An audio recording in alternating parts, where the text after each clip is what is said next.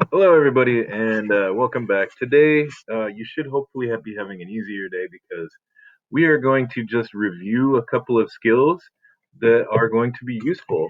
We're starting chapter 10, and so it's all about circles and various other things to do with these shapes. And so there's going to be some skills that we learned in algebra, which will be really useful for this.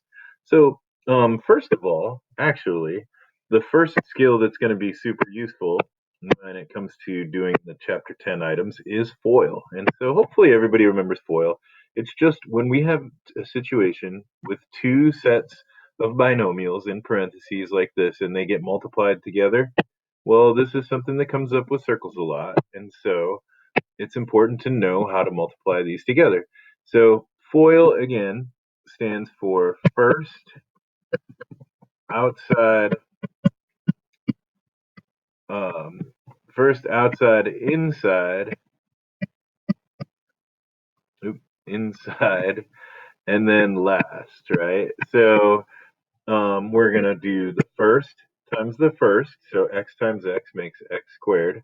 We're gonna do the outside, so the outside would be the x and the 4, and 4 times x is gonna make plus 4x. Then we're gonna do the inside, so 7 times x is gonna make plus 7x. And finally, we're gonna do the last, which is 7 times 4, which would make plus 28. Now, one thing that always comes up in these is that the middle two terms are going to add together. They're going to combine. So x squared plus 11x plus 28. And that's the solution. We're just going to FOIL these together.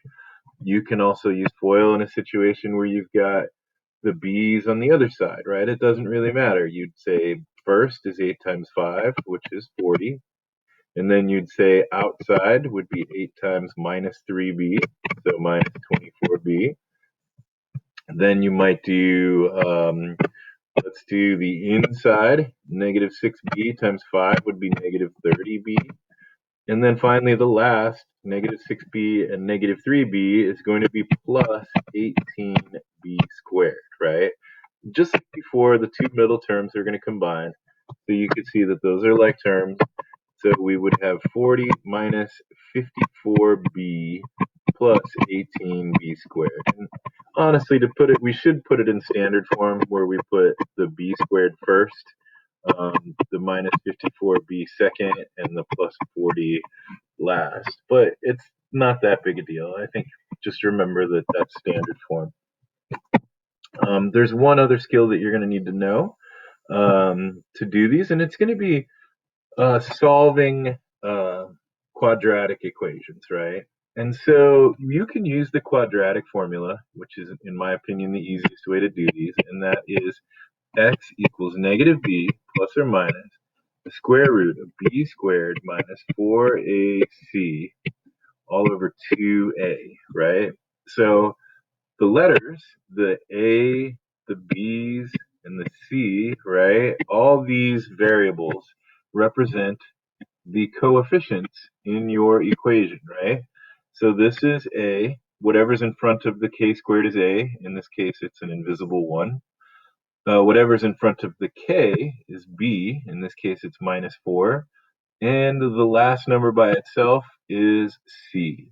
So if we were going to use the quadratic formula, I would do x equals negative of negative 4, right? So negative 4, you could just make it plus 4 if you wanted to. Plus or minus the square root b squared, so negative 4 squared, minus 4 times a is 1 times c, negative 7, right? And then this is all over 2 times a, right?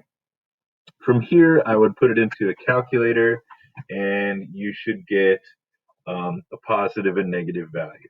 So this is something I might not normally encourage you to do, but there's lots of websites you can find which will help you solve quadratic equations.